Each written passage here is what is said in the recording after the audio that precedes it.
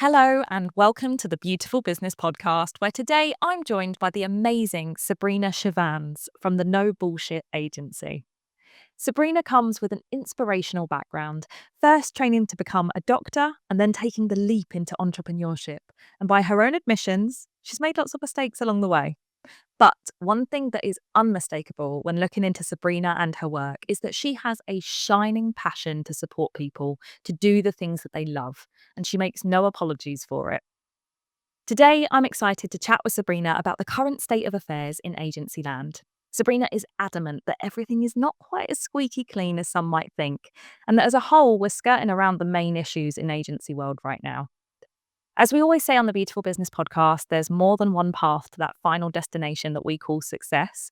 And Sabrina is certainly taking her own journey, which I just can't wait to hear all about. I think that, and this is the constant narrative you see online now, like you'll see that the bigger the trend of people going, I make X amount of money and I'm doing this and let's help make this figure months and this figure months. And people only care about hitting this number, this monetary goal, and they don't care about keeping their clients. So for me, I think much more focus needs to come on client retention, quality of work, keeping your staff happy, doing things like longevity of the business, like training and actually self-development, things like that. That's what really matters, because that's the stuff that will still be here in 10, 20 years' time. Welcome to the Beautiful Business Podcast from the Wow Company. If you're searching for the right strategies, tools, and connections to ignite your thinking and elevate your business, then join us for a fortnightly dose of inspiration. Our guests range from industry-leading agencies and cutting-edge tech pioneers to motivational speakers and executives, all offering actionable insights to help you thrive in profit and purpose. So, whether you're a growing consultancy or an agency leader, this podcast is your source of knowledge and encouragement to spark meaningful change in your business and beyond.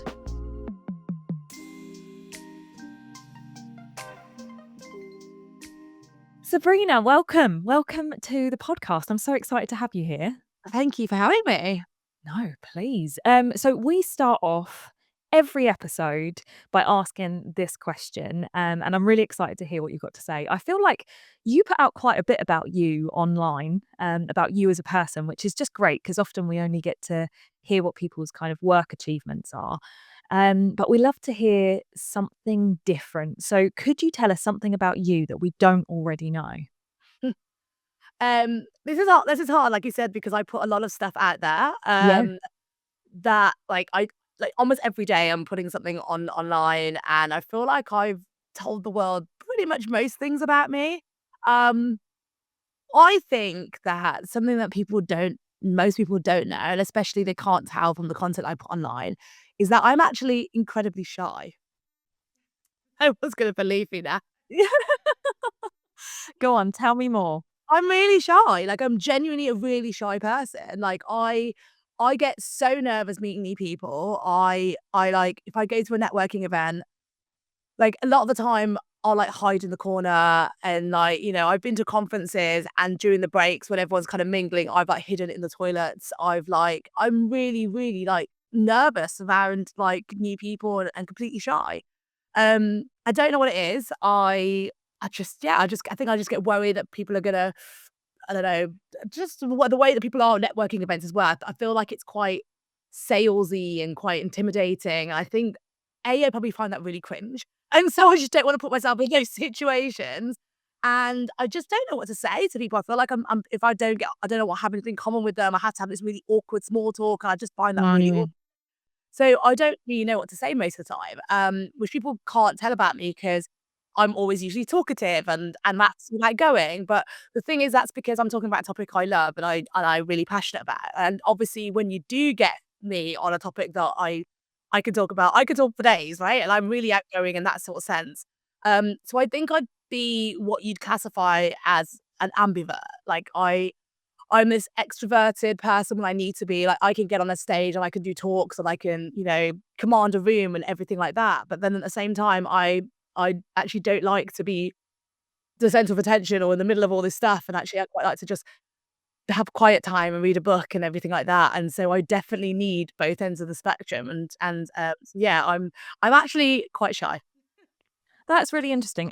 You're right. I would never have put you down as a shy person, and It begs the question for me, actually. I always wonder how many others are like that, like how many other agency owners or just people that we see at these events feel the same way. I know sometimes I do. When you're at a networking event, you just think, oh my God, what do I say?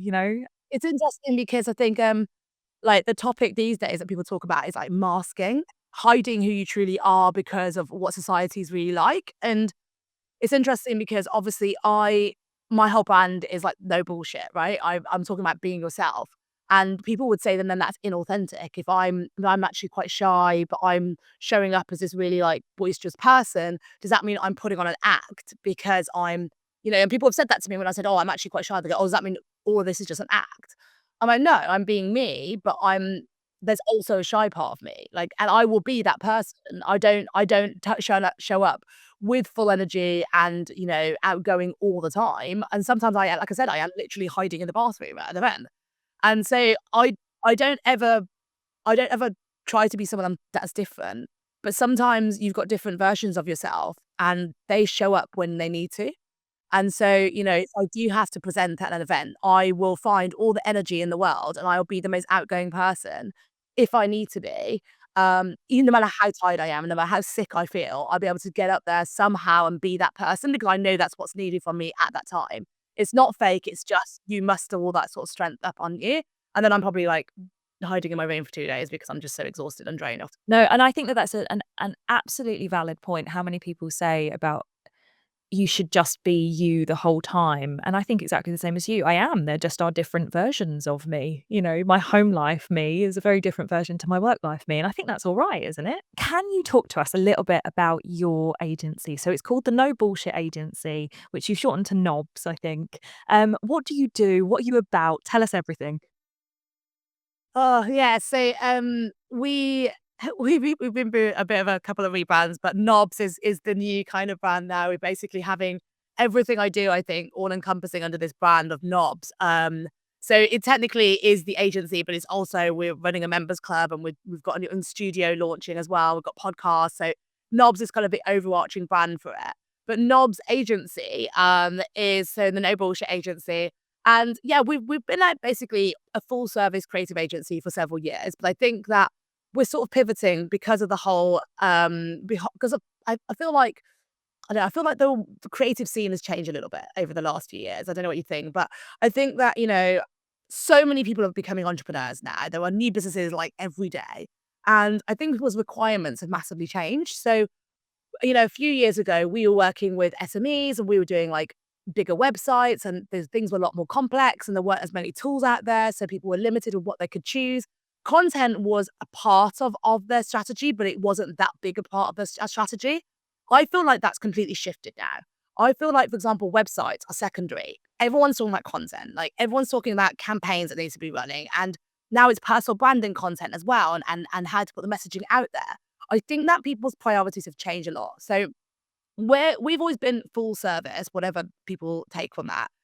But our primary focus was websites before, and then we did websites, but then with a side of branding and a bit of marketing. Now we've basically completely shifted, and most of our focus is on content marketing. Hence the reason that we're opening up a full content studio next year because we're actually like content is such a big part of what people want. So then now we're doing full content, but then obviously some people come to us for websites. But the requirements are completely shifted. And now I've noticed that people actually want simpler websites.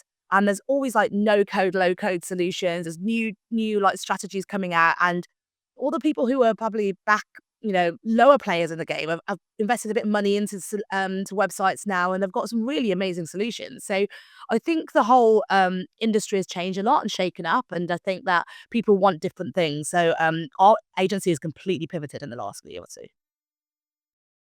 Amazing. And how has that been for you? Because, I think a lot of people have had to pivot in many ways. And I hear mixed reviews about it being exciting for some and challenging for others. So, how's it been for you?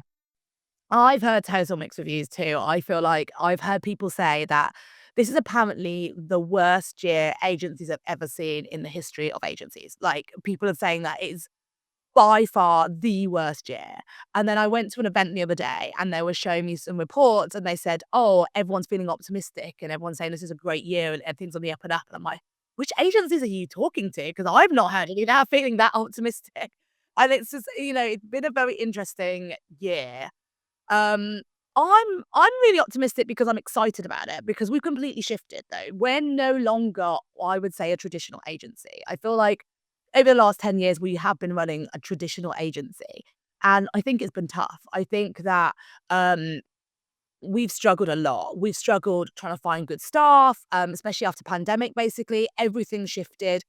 What people want out of a job, what people, want to do, their attitudes, salary requirements, everything changed, right? So finding good people has been near impossible since post-pandemic. I think that clients want different things. They're expecting a lot more for a lot less. It's all changed, and I think that it's been a bit of a struggle. And so we've felt that we've had to completely pivot to be able to survive. And I think that we've made such a drastic pivot by essentially creating this members club for entrepreneurs and essentially making that the focus and then having an agency inside that. So it's a different model completely. And I think that, focusing on smaller businesses as well seems like a massive downgrade to many people. They're saying, oh, you've gone from SMEs to like just founders. Um, the founders have no money, like, they're going to want like tiny sites and not going to be as appreciative. But we found that actually it's been so much better to work with. And I think that also it's opened up the pool to more people because actually I feel like so many more people fit in that category now because everyone's kind of starting their new brand. And it's been quite exciting to work with newer founders. So we've completely changed our offering. And obviously we can't do the same thing for a fraction of the price. We've had to change what we're offering too. And whilst it feels like a downgrade to many people, I think it's the start of something quite big. I think that the industry is completely shifting and we're just at the cusp of it. I think that that's how we have to see it. So it's something really new and exciting. Yeah. I think that's a great mindset to have going into it, isn't it? I know that we've talked about this slightly before, and we've just mentioned it here as well. The reviews are mixed, right? I think at the beginning of the year, even our bench press data showed that people were relatively optimistic for the year ahead. And I think as the year's gone on, actually that's shifted for many different people. What do you think isn't working for those agencies that are really struggling right now? Well, it's a good question. I think I touched on the talent thing. I think like when I speak to most agencies, they say the same thing. Like it's really difficult now. I think that there's a lot of talented people out there who are probably starting their own thing too, right? That's the thing. Like I think most of the talented people, most talented, are kind of going off on them by themselves. I think a lot of people also want more autonomy, they want more flexibility. So they're realizing actually the freelancer market's really good. So they're kind of going down that route. So I think you've lost a chunk of the good people to that. I think there's this interesting attitude thanks to social media. Like the likes of TikTok show agency life as this thing where everyone's just having fun and, doing dances in the Yeah. office. And it's this whole thing. And people genuinely join an agency thinking that's what life is like. And then when they're asked to actually do work, they're like, well, I don't want to do this. And, a lot of the content online has been about, you know, um, you should be able to do work that you want to do. You want to be doing meaningful projects and you want to be doing this, this, and this. And so a lot of the talent coming through, we've noticed is that people demanding that sort of stuff. And they're like, well, we don't want to work on this project. It's not as meaningful to us. And they don't realize that actually agencies need to take on some work to pay the bills. It can't always be a meaningful project. And yes, it can if you're being really selective, but then it's really hard. And even bits of that meaningful projects won't always be work that you enjoy doing. And that's just what a job is. If you want to handpick everything, then you have to go be a freelancer. And obviously some people have done that, but it's much harder then. And I think this is the problem. And I think from what I speak to many agencies, they're finding the same thing with talent. So I think talent's a big, big problem. I think there's just genuinely an uncertainty out there, right, in the world at the moment. And, most brands are not sure what's going on and, what to do. So they're taking fewer risks and they're like taking longer to make decisions. Or I think like pipelines are taking longer to close and stuff like that. But I think it's really that the world has completely shifted in the last 2 years or so. And, with the rise of AI, and I know everyone's going to talk about AI, but it is the rise of AI and different technology. And it's not just AI itself, but it's people's attitude to everything. Like things are being done quicker. Things seem a lot easier. Like to most brands, like there's a simple solution to create something. Like there is now an AI to do absolutely everything at the touch of a button. And so I feel like agencies are being devalued for what they do, because I think a lot of people have come in and created an agency and say like, we build websites or something like that, right? And or we do marketing for you. But then it's like, well, you're saying that we do this particular thing, but then I'm like, I can click a button and then that can do it too. And their position of how they're doing it, they're just seen as a tool, as a commodity. They're not seen as a partner, a strategic partner that can help them all the way through and help them grow their business. So I think a lot of agencies have just kind of been, they might have been floating on by for the last few years because there's been so much work out there available that they're able to just position themselves like that and were to get work. Now it's different because if the likes of like Canva and ChatGPT can do a lot of the work at a fraction of the cost and way quicker and sometimes better, worryingly, than agencies, why would people pay for agencies? Yeah, there's so much to unpack there, Sabrina. I think, yeah, you're absolutely right. You've got to keep moving forward, haven't you? But it's almost easier said than done, right? Like you've talked about how you've shifted everything within your own Mm. agency. I guess one of the things that you mentioned, I think even before then, was that um, the client expectations have changed a lot. How have they changed? What's expected now, do you think, that's really different from before? So I think it depends who you work with as well, because I think like obviously there's enterprise clients are a little bit different. So we worked with the whole range as well. So we were small business, but also for example, we've worked with the likes of like Ministry of Defence and NATO. So some big clients. I think that there's all these different things that they also need to check off as a tech checkbox. And the problem is that they have all these internal requirements that they have to fulfill, and also that takes ages. What we've noticed is that everything is like 6 times slower now than it used to be. That's what it feels like. Even paying our invoices, we had a client the other day and they just got bought out by another one, and to get back on that supplier list and approved, it took 8 months. It took 8 months for our invoices to get paid. And we were like, "What the hell? Like, this is ridiculous." And, like, the bigger the clients, the more stress there is and the more, like, there is that you have to wait for, and I think that's what's been happening with a lot of people, which is why we've also shifted kind of also back down to the smaller clients, because actually it's much easier to talk to. You're directly talking to the owners, and it's much quicker. Um, I think clients' have expectations. I do think that agencies have a bad name a lot of the time. Agencies are seen to rip people off. When you go to events and they just go, "Oh, the agencies are they rip people off." That's a lot of the time I've seen this attitude. And I do find that like it's quite interesting because agency world is very well, it's very like we mix a lot with agency world. So I think a lot of other agency owners don't hear the opinions of external people. So when we go to networking event, a lot of it's agency only events, which is amazing. And obviously the agency community is really great, and everyone's supportive of each other, which is fantastic to one extent. But then you don't see the outside opinions, and you don't have that much of an understanding of what other people the way they see it. And when I go to other events, I see that people think that agencies are unnecessary. Like, they talk about the amount of money that we're spending on agencies, and they're like, "I can go get in-house people now to do a lot more than that." So people are now choosing a lot of in-house options. Like, a lot of clients that we know have got now in-house teams. And in fact, some big companies, they've even decided that it's worth them creating their own internal agency and doing the work that another agency was doing, because actually they're like, "Well, actually, why are we spending this much money? We can hire our own people, do the same thing, but also charge other end clients for it, and actually we can make more of a name for ourselves." So people are starting to realize that it seems easier than like, to be able to hire people and do things now with the use of AI and start things up. I think there's yeah, less of a barrier to entry in terms of agency world now, and I think that people are doing it, and with social media and the reach and everything like that, it's almost easy to set up an agency, and so there's so much out there. I think people are on, and then because of that, I think there's like lower quality of services as well from some of the agencies because of this reason that everyone's created an agency, and that's not helping give the bad name. Yeah. Valid point, but then I guess it loops back to what you talked about with hiring the right talent. How is this gonna come into it then? If you yourself are finding it difficult to find talent, and you've seen it within other agencies as well. Is that not going to reflect in these in-house agencies too? Like, how do you think that's going to work? Yeah, I think that I think it's a vicious cycle. It's really tricky, and I think that again, if you want to hire the best talent, you probably need to pay them what they're worth, right? And you need to pay them a higher salary.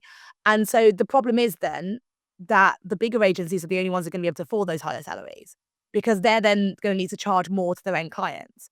And it's this whole vicious cycle because we're in this place where we're not a small tiny agency anymore and we're not a large agency, we're somewhere in the middle, and it's what really hard place to be because we can't charge freelancer fees because we just can't afford to, and we can't charge the big fees that big agencies are charging because people are like, well, you're just a small agency, why are you charging that much money?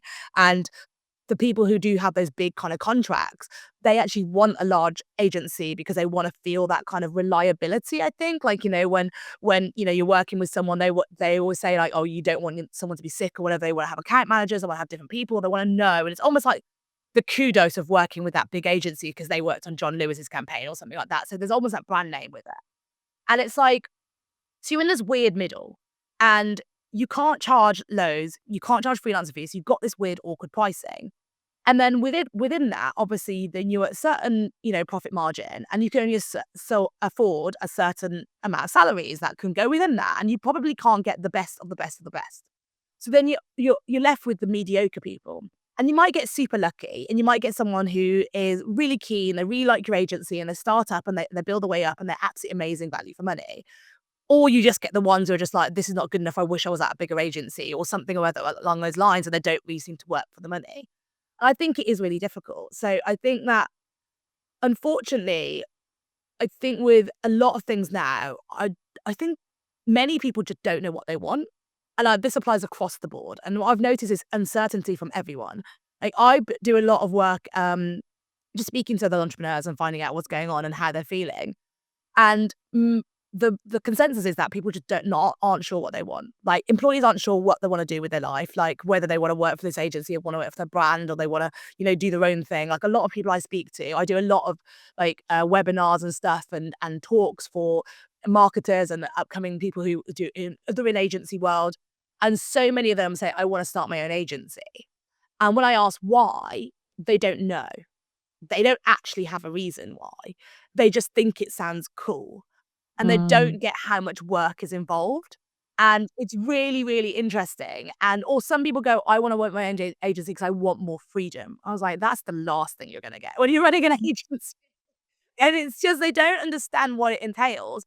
They don't really know what they want. When I speak to other agency owners, they don't know what they want. They're like, should I just go freelance? And like, so many people I know who were running big agencies have now gone back down to consultancies. Like they've all just ditched it. And, then brands don't know what they want either. So I just feel like there's so much uncertainty out there that is making it so difficult for everyone because they just don't really know what they want and they're just kind of flitting about. And I think this is just causing problems all over the shop. And what a difficult question to answer as well, right? Like, how do we fix this? It's so difficult to come up with that answer, isn't it? When we think about success within agencies, I know it's a really personal word, right? Success, it means something different to everybody. What does success mean for you, Sabrina? Yeah, and I actually want to just touch back on when you said, oh, how do we fix this? Because I feel like what I don't want to do is talk about all the problems and then not provide any solutions. If you know the answers, please. But I do feel like I want to put something out there to kind of help people find their own solution. Because like you said, the next questions, what is success is a very personal question. But it's the same thing for that. What's the solution? It's a very personal question. What is the solution for them? Because it all depends on what you want. And I think that for anyone who's out there who's not sure what they want, if anyone out there running an agency at the moment who's like, I'm not sure if I still want to run an agency or I want to become a consultant or I want to work for an agency or I want to do something completely different, I'd just say that think about when you're actually happiest. Because I think that sometimes when I speak to agency owners, in fact, I did this thing a while ago in October 2022 when I wanted to give up my agency and I was like, I'm done with this. I went and asked 34 different agency owners who I trusted and respected. Some had been in business 15 plus years. Some have been like 3, 5, whatever. And I asked them all to sit down with me for an hour of their time. They were amazing, these people. And they gave me an hour of their time to talk through their agency, how they were feeling, highs and lows, what was going well, what wasn't. I asked them all one question. I said, "Are you happy?" And of the 34, how many do you think said yes? Less than half. A lot less than half. It was 0 who actually said yes. 0. Wow. There were a couple going, "What is happiness?" I mean, yeah, I guess, maybe. None of them were like, "Yeah, I'm really happy." Like, none of them. Mm. And that made me so sad. And I realised that, and bear in mind, I asked people who I respected, as in most of them I would deem as successful, which is the next thing we're going on to. But I just think that so many of them got lost in the desperation of trying to sell their agency, or trying to go B Corp, or like, trying to do all the things that are trendy in agency world that we're supposed to do, that they were like, "I don't even want to do these things. This is not why I started an agency." But because they felt they had to do those things, they kind of got lost in that, and they lost the essence of why they actually started the agency in the first place. So I'd say go back to what makes you really happy. When are you genuinely happiest? Why did you start the agency in the first place? Were you happy when you started the agency? Because like I said, some people start the agency because they think it should and they don't want to, but some people really wanted to. And go back to making it, the reason why you wanted to do it. So we've technically downsized. I said downgraded our clients technically, but we're so much happier. Because I was really happy when we were working with these founders and smaller businesses, because actually the work we did for them made more of an impact and more of a difference to them. And, yes, it's less money, but actually it's more profitable, which is what we noticed. The profit margin's higher. Yes, it's less revenue. And it's just much more meaningful working with these people, and they're much more grateful. So for me, that's what I'd suggest. But going back to success, um, so I do have a definition of success now, which which people always laugh at. My definition of success is never having to set an alarm.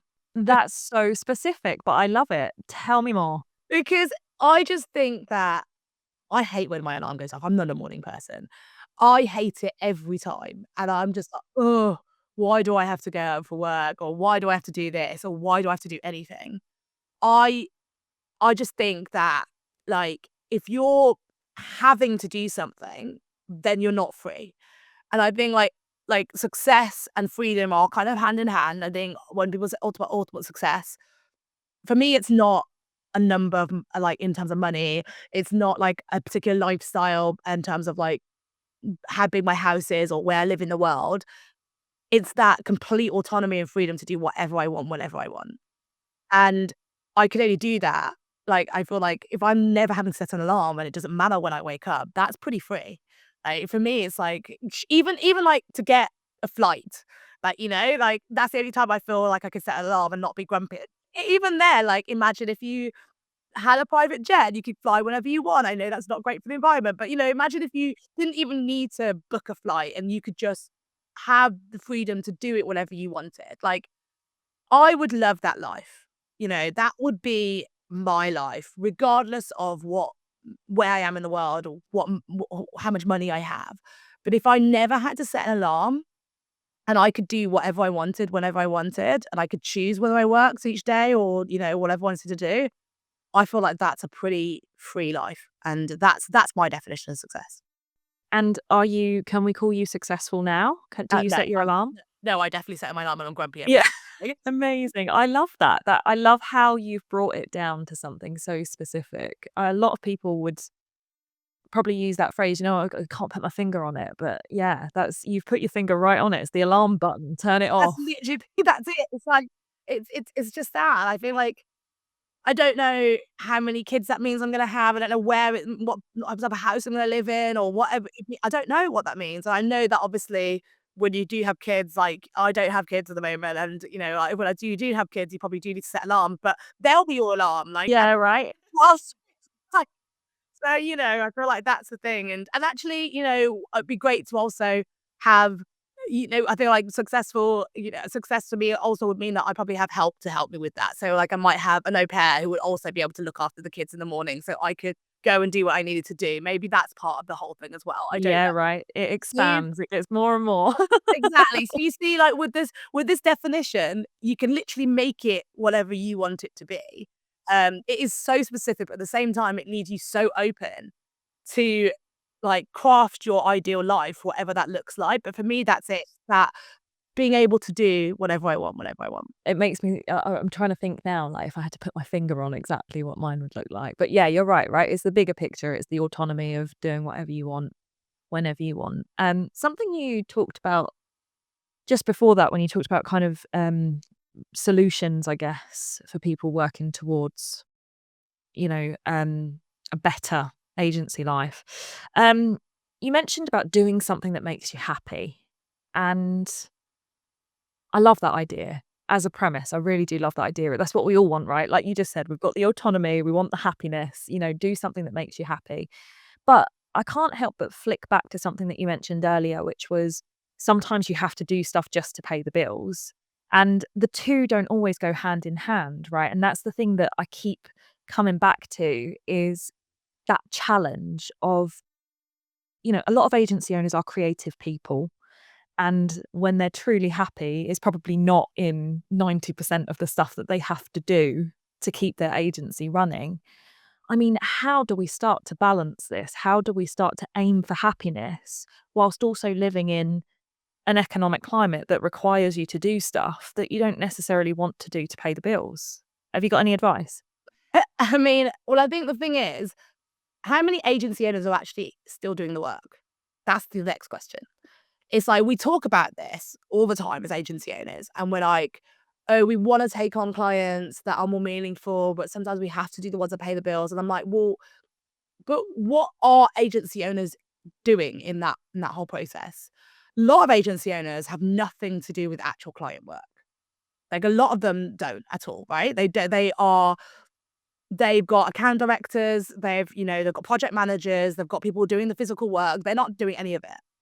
Some are doing some of it. Some act as like a creative director or account manager, sort of, liaison, but most aren't doing the physical work. So really, for a lot of agency owners, it shouldn't affect them directly, but it will affect their team because their team's happiness is what causes the problems. So what they mean is that often the team don't like it and they moan about it. It causes internal conflicts and they have to put out all those fires. And that's the thing with this. And that's what most of the time agency owners, so again, going back to why I said that when I first started, if you think about when you first start this and you're very new and you're very small, the reason why you're enjoying it often when you're very small, because you are doing the fun stuff. You're doing the creative stuff.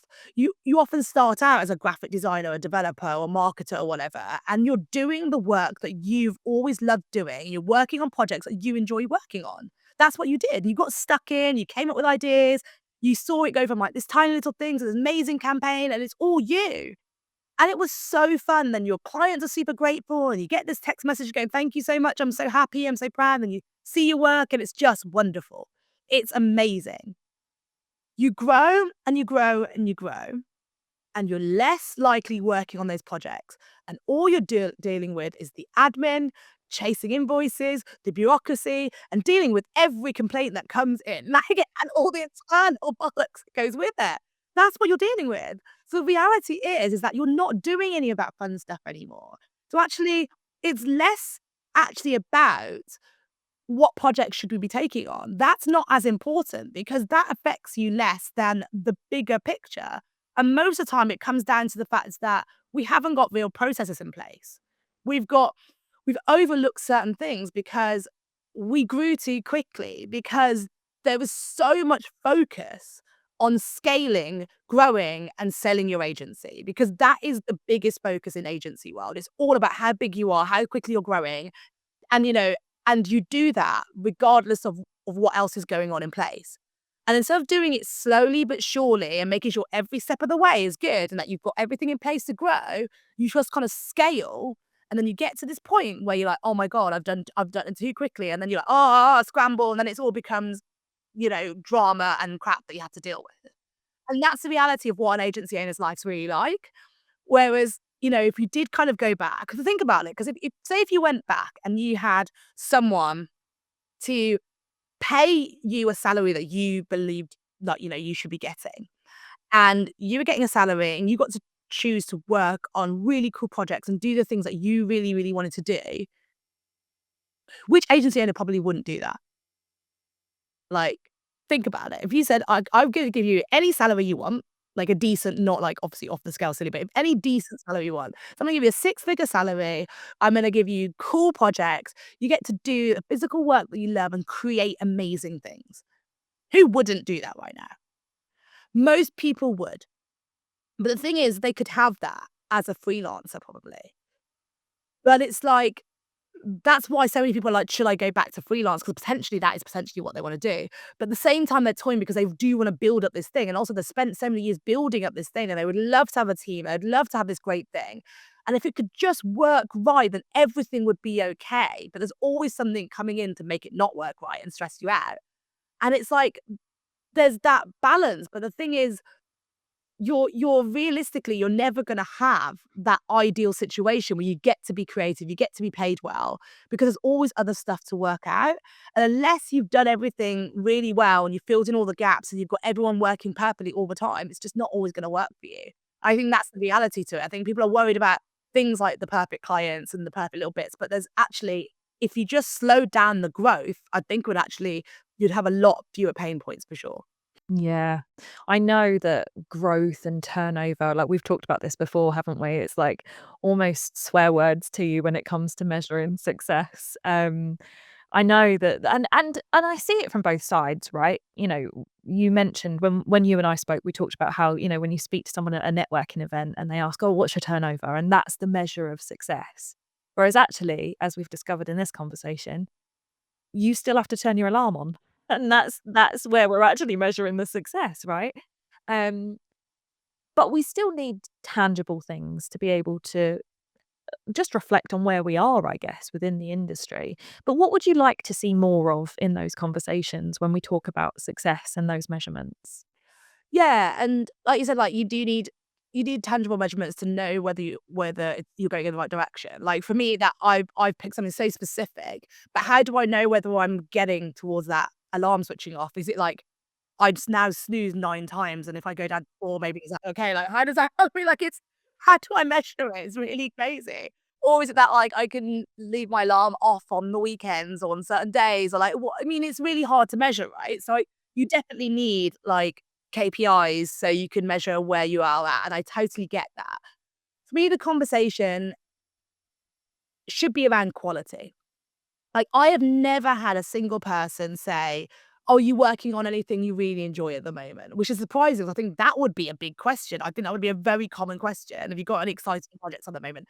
They don't. The closest I've got is, have you got any big clients that I'd know the names of at the moment that you're working on? That's the closest I've got, right? They wanna know if you can name drop on cool projects, not like anything exciting and meaningful and actually, it's like, what's your client satisfaction rate? No one's ever asked me my NPS score. I think that's quite significant. Why don't they ask your NPS score? That's much more relevant as to whether you're doing well in business.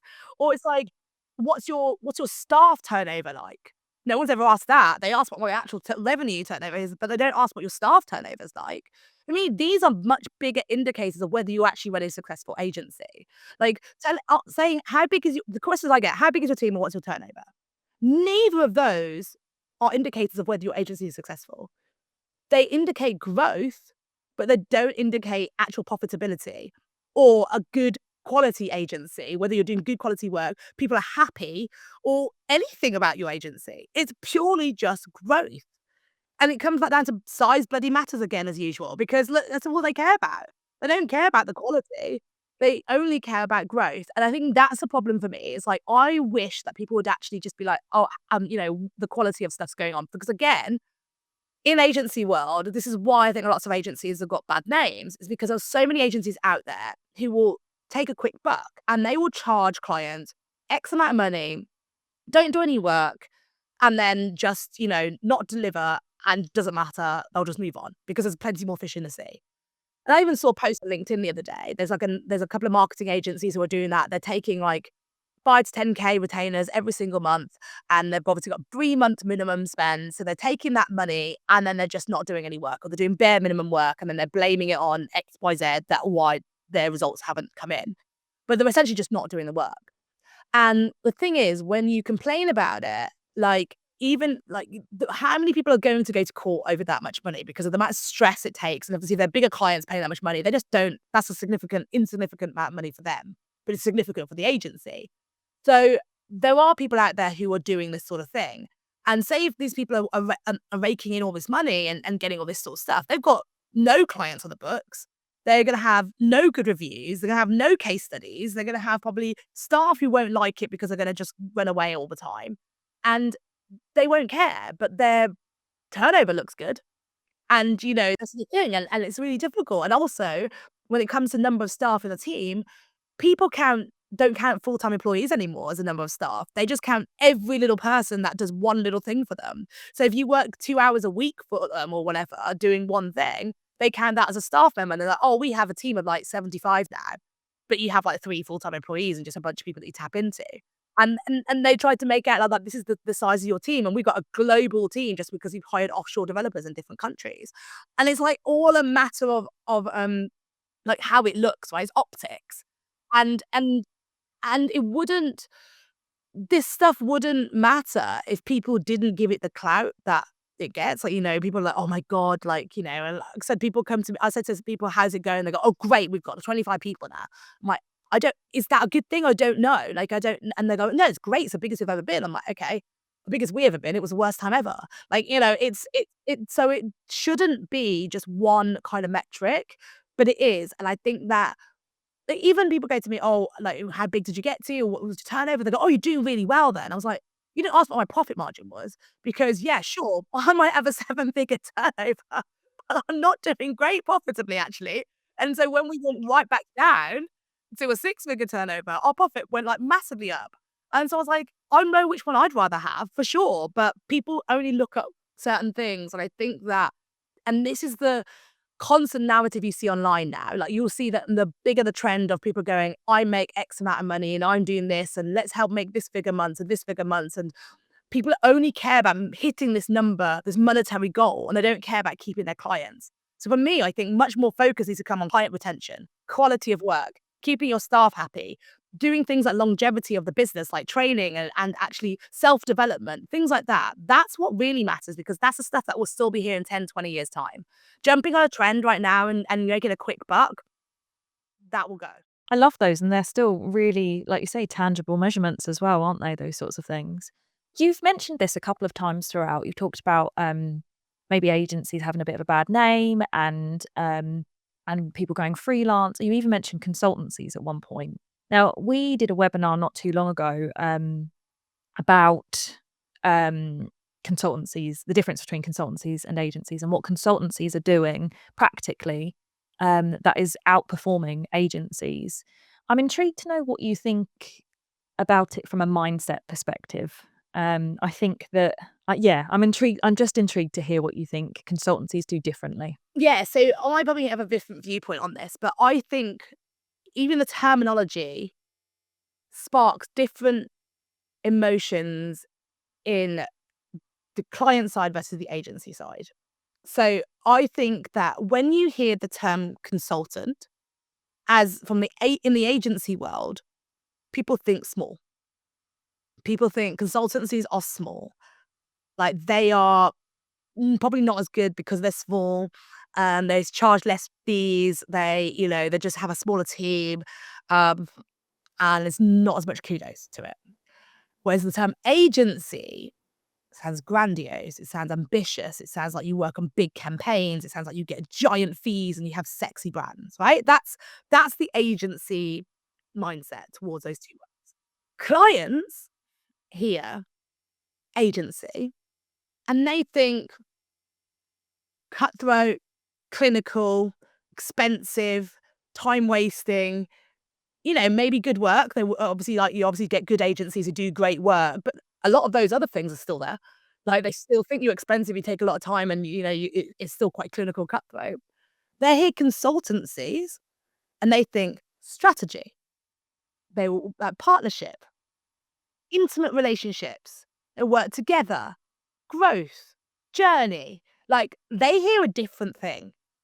And I think that's where it's mix and match, because I think clients often like the idea of a consultancy because actually it's human. It's like you're working with someone, you're getting genuine advice of someone who's got years of experience in the industry. They know what they're doing and they're working and helping you on this set goal.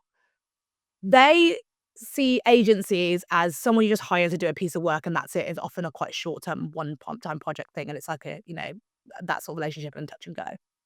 Whereas in the agency world, people are less likely to go to consultancies for that, but because they feel like it's less of a thing to do. And I think that's the thing. And so for me, that's the impression I get when I speak to people about it. And so in a way, I don't know what the outcome of the webinar people's thoughts were, but I feel like I know a lot of people now have gone from agency to consultancy, and they're so much happier and they're doing really well and they're getting a lot more money out of it. And it'd be really interesting to know what was the outcome of that, because I think that that's what it is, and it's a misconception just over the word, and it could be the exact same thing. You could just switch the mindset to say, actually, we're a consultancy. Because I think that if you do that as an agency, if you become a consultancy, you're doing a lot more actual work with the client, talking them through, and it's more of a relationship rather than just like a set project. So that seems a bit more clinical. Yeah. So, I mean, personal question then, but why aren't you a consultancy? It's a good question. I've been toying with this for the last couple of years for that reason.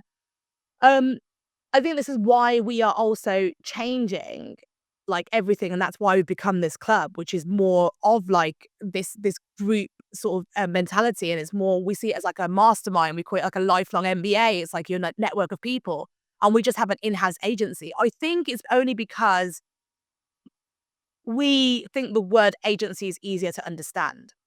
And I think that also because we're having a studio now, I think that when people think I need creative work, and we are physically going to be doing a lot of like the podcast recording, the videos and like all that sort of stuff, the actual physical content, I believe that they will think I need an agency. And so therefore they'll be like, oh, this is an agency you can go to get your stuff done. But actually, and I don't know the word for it, but I would like to think that we're like an agency and a consultancy rolled into one. I think that's the dream. That's what you probably should be, right? I don't know what that word is, but like that's really what it should be. And if people saw us as both, that would probably be the dream. Awesome. I'm just trying to think what that word would be. I know. I I was was like, trying, you can't I really was trying to amalgamate the two, and it was just too difficult. I couldn't. I will have a creative brainstorm session on what a cool word could be, and then you call yourself that. And I think people have tried different stuff over the years. Like when you're a small agency, they go, "Oh, you're a boutique," and stuff like that. I'm like, people just know that means small. Come on, like you wanna come up with a solution which you're saying like, guys, we are an agency. We've got all the plus points of an agency. Because I felt like I've been a bit negative towards agencies. Like I don't see that because we're still an agency. I just think that other people are seeing the negative points. Like I want people to see the amazing, great things of working with an agency, but also that actually the consultancy side of things is that we work together with them personally. And I think that obviously our agencies are doing a great job of that, but they're not being valued as much because of some of the other ones that are bad out there. Yeah. And I guess the other thing that I take from what you said as well is the wording is actually just really important from a client perspective. Like you said, you think with the work that you're doing, a client would think, I need an agency, not necessarily I need a consultancy. So you would naturally stay as an agency because that's how you'd market yourself. But you want that strategic partnership like you talked about. Yeah. That's more. And I think that like so many people just use different terminologies. I know that even in agency world, like when you speak to someone and they say the word landing page, they mean like 7 different things. Like, like again, people just, and it's really difficult when you're talking about different stuff, or people say campaign or like, creative. Even the word creative, people like, what does that mean to someone? And it's really hard because everyone has different, and that's why communication is so important, whether it's in copy, whether it's in actual like direct comms. And I think that's where we are kind of going wrong is our communication. And I think that it needs to be super clear. And I think, again, it goes back to, do you know who you really are? And unless you truly know who you are, who you're serving, what you want to get out of things, then how do you know where to position yourself? I think, again, it's that, so many agencies out there. Take any agency group, when you put like 100 agencies in the room, how can you actually differentiate between all of them? Like, as someone who comes in and is like, I've got 100 great agencies here, who do they actually go with? Like, it's really hard if you all have great credentials, you all have awards, you all have like, great portfolio or whatever it is. Like, how do you differentiate? So, so the client has to see you as something different from everyone else. And if you're the same as everyone else, then you're not going to stand out. I think that's why I'm saying that I think that a lot of agencies want to struggle with certain things is just because there have been, you know, books out there that people have followed, courses, coaches who have basically been teaching like there's one way of running an agency. And when you've got this cookie cutters just molding every single agency to the exact same thing, then how on earth are you going to be able to stand out from everyone else? You're not. And it's like, and this is the problem. And suddenly there's all these people who look exactly the same. And I think unless, like I said, it goes back to who you truly are, why you're different, even if it's for a ridiculous reason, even if it's because you call yourself an agency or whatever it is. I'm trying to work out what it is. It's like, you said exactly. I quite like it. I'm sticking with it. So, whatever you want to call yourself, but you've got to have a reason why you stand out because otherwise you're just going to die a slow death and, walk away. Yeah. Amazing. Right. Looking to the future then, Sabrina. Well, first of all, what would you like to see happen in agency world in 2025? Good question. I'd like to see more agencies come into their own and be themselves. Like I said, I think there's a lot of this cookie cutter stuff out there. I think I see a lot of people trying these blueprints and people selling blueprints and all this sort of stuff. And people saying, I must do this and I must do this. And, it's all about growth and I've got my exit plan and all this stuff. And I'm like, I'd like to see agencies doing their own thing, finding their own voice and being their own people, like choosing who they want to work with and being specific with who they want to work with, even if it doesn't feel as glamorous. Like, I'm now proudly saying we're working with smaller brands. So if you're a founder of a small business and you want like a more founder friendly pricing, I'm not afraid to say that that's who we're working with now. Like, and people go, oh, how much do you charge on a website? That's also another thing that I get cost a lot. Again, turnover, amount of people, and how much do you charge for XYZ? That's all people care about. And like we've downgraded our prices, and people are like, "That's crazy! Like, what would you be? Why are you doing that?" And I think that that's okay because someone needs to target that demographic. Otherwise, who are they going with? And at the moment, they're going with people who are cheap but awful. But actually, if they go with someone who's a little bit more expensive, but actually really good, they'll be really happy and they'll spread the word on. So I'm trying to tap into that market now, which I'm so much more happy with.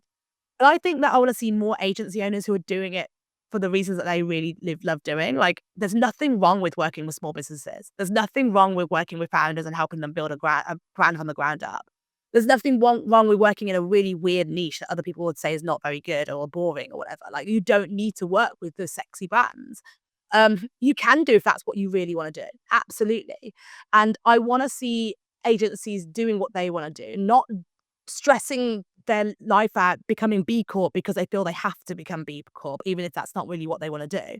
Or like, trying to sell their agency to someone because that means success in the agency world and actually being super depressed because of it. I want to see people being proud to be the agency they want to be, downgrading their agency, becoming consultancies or whatever this new word is going to be that they want to be, or proudly going off on their own, closing down their agency and being a one-man band. I think there should be fewer agencies in 2025. Like, whatever that looks like, I think there should be fewer but better agencies. I don't think that because at the moment, I feel like there's another agency opening up every single day. And like, I don't think that's necessary. I think that people should be more collaborative, work together. I think there should be more collectives where you do have groups of people who are doing different things. Like, stop having agencies who are trying to do absolutely everything. Have a great graphic designer, work with a great website designer, who work with another developer, work with a marketer, and all team together and they kind of work together on things. That's much more collaborative than one person saying, well, we can do everything and trying to outsource to other countries to try and keep it as cheap as possible and having an awful service. Like, I think that people need to work together. I don't think people should be trying to compete with each other and, and diluting the quality of work because I just don't think it's working. So I think there should be more collaboration in 2025. I think that it's hard because I would say in some ways people need to be braver, but that doesn't mean charging more, because I think that's what people assume, that you need to just go out there and charge more. I think people need to really, really go back and hone in on what they do and who for, like, even more so. I know people say niching is always a thing, but it's not even niching in terms of like an industry. It's almost like a demographic too, and actually the type of work you wanna be doing, and just like the attitudes of people you wanna work with. Because I think, like, it's really important, and work out what you really want. Do you really wanna grow? Do you really wanna have like a 100-person agency? Is that really what you wanna do? Or actually, are you really happy with your 10-person team? Because it's like really small and intimate, but actually everyone knows each other, but actually it's big enough that you can be efficient with your work. Like, what if you like working with a 10-person agency? Be proud that that's what you wanna do. Like, I think people just need to kind of find out who they really, really are. I'd say that that's what I want in 2025, and people to, I think once you really find who you are, what you really want, you'll end up being much, much happier, and you'll see your stress go down anyway. Yeah, I love that. And what about for you? You've got an exciting year coming up, really, haven't you, with the studio and stuff? What are you most looking forward to? It's gonna be a busy year. I was actually looking at my diary and I was like, "Oh my God, am I like almost fully booked for 2025 already?" It's actually crazy. Yeah, it's mental. So, um, I'm really looking forward to the fact that I'm doing something that I truly love now doing. I don't think I was happy just running a pure agency as it is. I'm really excited to go back to those quite new founders, because I feel like I can help them more than I can help bigger corporates. And I can offer my expertise that I've got, whether it's from my MBA, whether it's from like 15 years running my own business now, or whether it's from all those years of helping out other small businesses. I know I can really, really help those founders grow and build their businesses properly. And I want to help people not make the same mistakes I did and put that into play. So now I'm building, this new studio out, which I think again is which is again not many people have this. Like, where can you go in the middle of central London to like create your own content, record your podcast, do all that sort of stuff, work on your personal brand, but also have a strategy team to help you build that with you, plus a co-working space with other founders to help you bounce off ideas. There's not many places you can go and do that. And like, I'm really excited to bring this to people because I think it's so needed. I think that 2025, again, you're going to see even more brands starting up and even more entrepreneurs coming out, but ones who don't know where to go. And people are really wanting more face-to-face interaction. They're sick of kind of like all these webinars and, all the virtual stuff. They are really looking for in-person stuff, and we're able to provide that. And I think that that's what I'm most looking forward to, is bringing that face-to-face interaction to those who want it. Not everyone obviously wants it, but there's a lot more who do. And I really want to be able to build that and have a place for founders that I wish I had when I was kind of starting out. Mm. So exciting. Right, Sabrina, we ask everyone this question. It's time for the big question. Um, I can't wait to hear your answer. What does beautiful business mean to you? Yeah, I mean, I think I've probably touched on it a lot, right? I think that for me, beautiful business is where it's like, I hate the word authentic. I really, really do, because I feel like authentic has lost all its meaning now. So much so when people go to me, "Oh, you're really authentic, aren't you?" I almost get offended when people say that. I had to be like, I'm authentically authentic because everyone else is actually trying to be authentic. Um, I think beautiful business is, for me, is authentically authentic. It's like people who are doing business for the right reasons. They're doing it because they actually wanna help people. They actually want other businesses to grow. They actually want to make a difference in the world. Beautiful business is the opposite of, how do I get a quick win here? Where's my cheat sheet? Like, how do I screw over this person to like get this what I want? It's the opposite of all that. For me, it's creating a business that makes a difference in the world, that is really true to who you are, and that attracts good people and provides opportunities for great talent, nurtures them, and helps all the clients in the most beautiful way. Amazing. And if you had to give one piece of advice to someone who was building or growing or, just maintaining a beautiful business, what would it be? Ah, that's such a tough question because there's like one piece of advice. I'd say ignore as many people as you can. There's so much bullshit out there, and there's so much advice that people want to give, and feel free to ignore this advice too. It doesn't resonate with you. It's like, people are always giving their advice and they think they know best, right? They always like, oh no, you should do this, you should do that. I think some of the biggest mistakes I've ever done is because I follow people's advice to the T because they're a person of authority or said it so eloquently and with such gumption. And I just think you know best. Trust your gut. You know best. You know what's right for you. Just because something worked for someone else, it doesn't mean it's going to work for you. So ignore a lot of advice. Be really selective of who you take advice from, and really, really trust your gut. I love that. In fact, I've loved this whole conversation, Sabrina. Like I said at the beginning, there's a lot to unpack, but I feel like we made a good go of it today. So thank you so much for joining me on the podcast. No problem. Thank you for having me.